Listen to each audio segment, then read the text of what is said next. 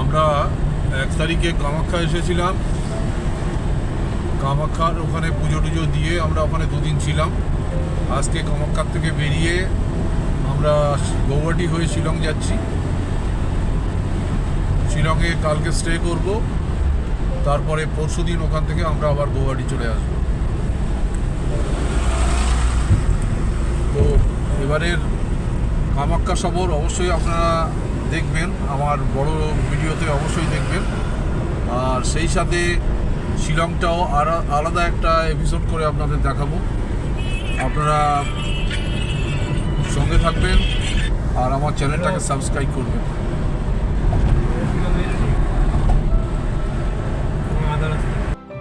নমস্কার, শিলং ভ্রমণের প্রথম পর্বে আপনাকে স্বাগত। আপনারা দেখছেন ডিপি রায় ব্লগ। শিলংটা আমাদের ট্যুর প্ল্যানের মধ্যে ছিল না, এটা হঠাৎই হলো। আমাদের মেন টার্গেট ছিল কামাখ্যা মন্দিরে পুজো দেওয়া। তারপরে ওখান থেকে আমাদের হঠাৎই প্ল্যান করে আমরা শিলং যাচ্ছি। আর আমাদের হাতে সময়ও কম, মাত্র একটা দিন সময় আছে। কালকের দিনটা আমাদের হাতে সময় আছে। আশা করি আমরা শিলংয়ের সাইট সিন কভার করতে পারবো। তারপরে ওখান থেকে আমরা 5 তারিখে সকালবেলা গৌহাটি চলে আসবো। গৌহাটি থেকে আমাদের সন্ধ্যেবেলা ট্রেন আছে। তো এই সংক্ষিপ্ত ট্যুরে আমরা কেমনভাবে শিলং ঘুরবো সেটা আপনাদের তুলে ধরবো যতটা পারি। আপনারা দেখতে থাকুন।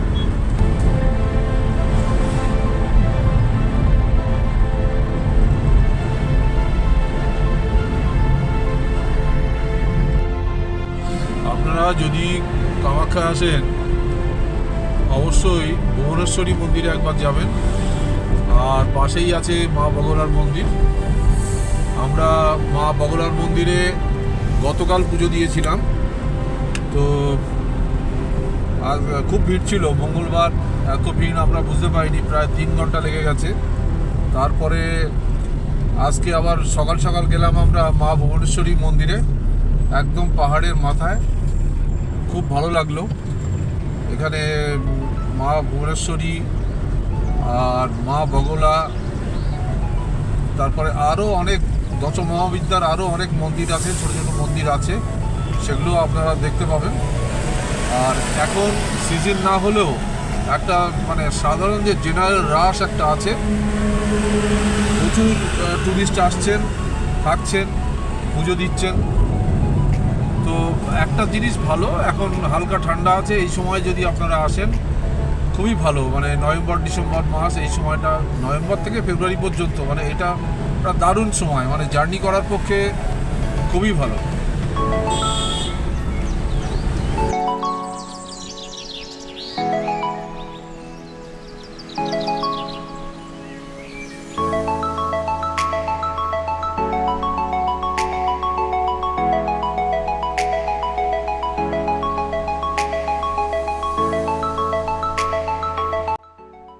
আসামের রাস্তাঘাট খুবই ভালো। গৌহাটি থেকে আমরা যে হাইওয়ে দিয়ে যাচ্ছি শিলংয়ে, দারুণ রাস্তা, একদম বলা যায় স্মুথ জার্নি। বড় বড় ট্রাকের পাশ দিয়ে আমাদের গাড়িটা তো একদম হু হু করে চলে যাচ্ছে। আর রাস্তার দুধারের সিনারিও অপূর্ব, একদম ছবির মতো। এত সুন্দর জার্নি সত্যি ভাবা যায় না।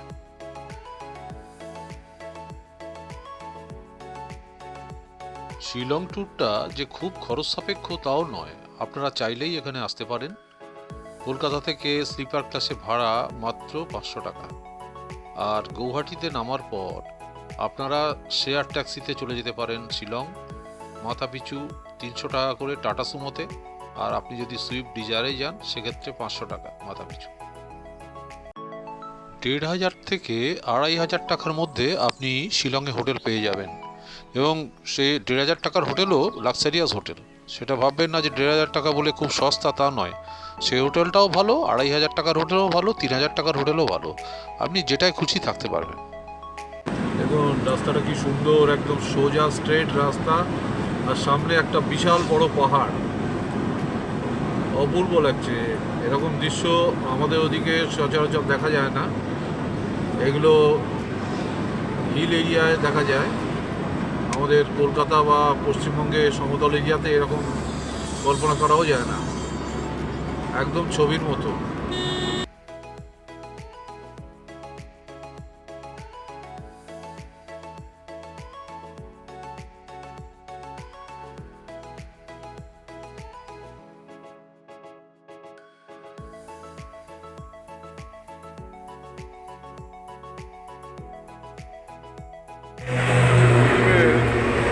এই হোটেলটা আমরা গৌহাটি থেকে এখন আমরা যাচ্ছি শিলং যাওয়ার পথে এখানে আমরা চাটা খেলাম।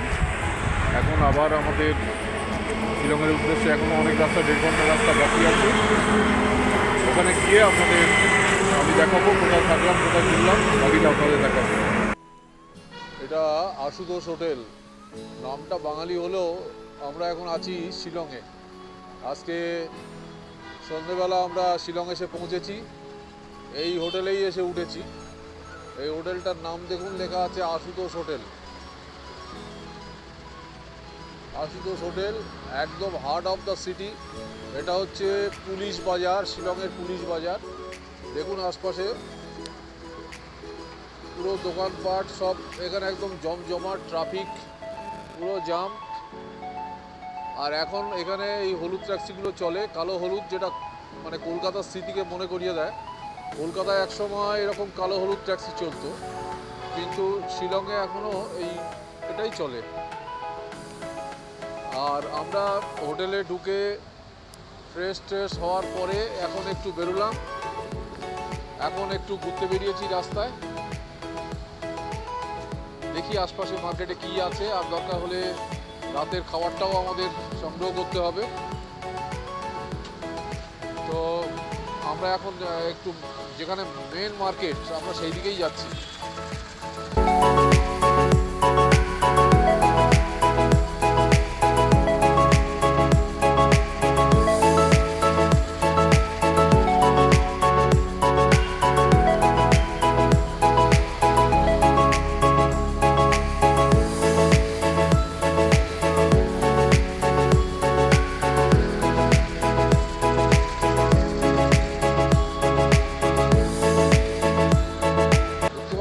জমজমাট জায়গা, একদম হার্ট অফ দ্য সিটি। আর এখন পুরো সিজন শুরু হয়ে গেছে, যার জন্যে হোটেলের রেট খুবই বেশি। তো অনেক বার্গেনিং করার পরে একটা পেয়েছি।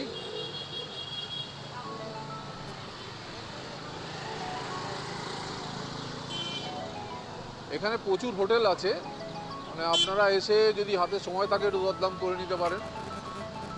আমরা খুবই টায়ার্ড ছিলাম, 2-3টে হোটেল দেখার পরে যেটা পেয়েছি ঢুকে গেছি। আর কালকেও আমরা এখানে থাকবো। তো এখন ভাবছি যদিও আর অন্য কোনো বাজেট হোটেল পাওয়া যায়, আমরা সেটাও একটু খবর নেব।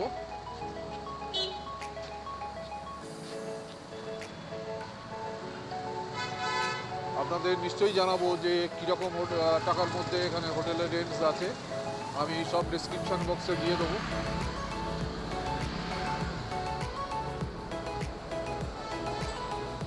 শিলংয়ে আমি 2 বছর আগে আরেকবার এসেছিলাম, তো তখন এতটা ঘোরা হয়নি ভালোভাবে। এবারে একটু ভালোভাবে দেখার চেষ্টা করছি আর কি। আর সেবার অন্য জায়গায় ছিলাম, এবারে একদম হার্ট অফ দ্য সিটিতে আছি। তো আপনাদের আমি যতটা পারি দেখাবো।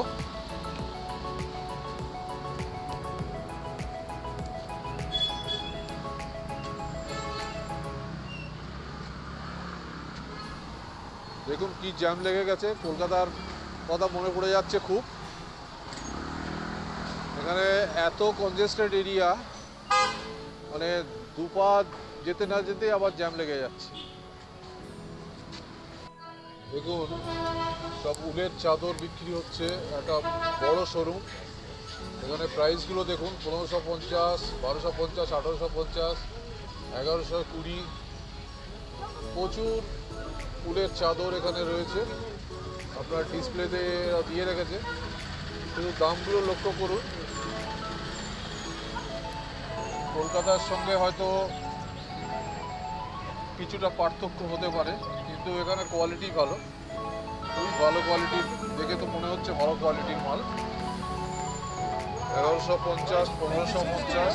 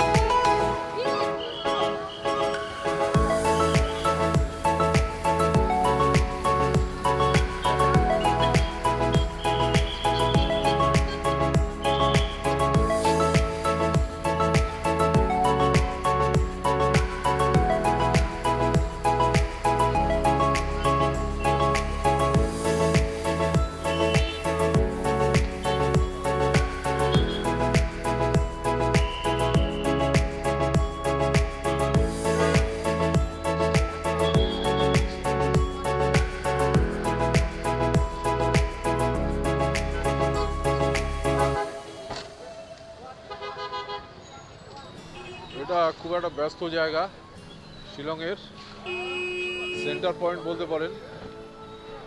পুলিশ বাজারের এটা একদম মিডিলে, এর চারিদিক দিয়ে গাড়ি এসে এখানে যাচ্ছে, একটা মানে পাঁচ মাথার মোড় মতো। তো অনেকগুলো রাস্তা আর প্রচুর গাড়ি, প্রচুর লোক এখানে।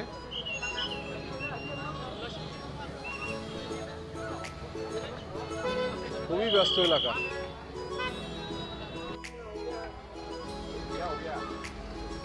এইটা হচ্ছে শিলংয়ের সেন্টার পয়েন্ট, পুলিশ বাজার। আর এখানে এখন টেম্পারেচার 10-11 ডিগ্রি টেম্পারেচার, জমিয়ে ঠান্ডা পড়েছে। মানে কলকাতায় 10 ডিগ্রিতে নামলে সবাই উৎসব করে, তো এখানে এখনই 10 ডিগ্রিতে নেমে গেছে টেম্পারেচার। এরপরে পুরো ডিসেম্বর মাস পড়ে আছে, জানুয়ারি মাস পড়ে আছে। আপনারা বুঝতেই পারছেন যে এরপরে কি হবে। টেম্পারেচার এখানে 3 ডিগ্রি অবধি নেমে যায়।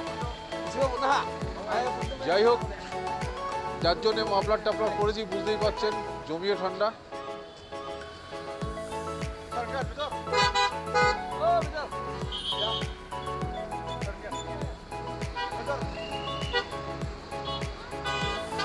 দেখুন, খুবই বিজি এলাকা। আর একবার দেখালাম আপনাদের।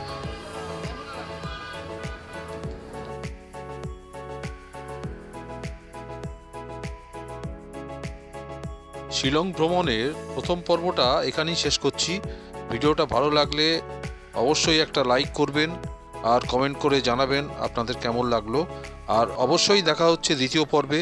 আপনারা দেখতে ভুল করবেন না, দ্বিতীয় পর্বটা অবশ্যই দেখবেন। নমস্কার।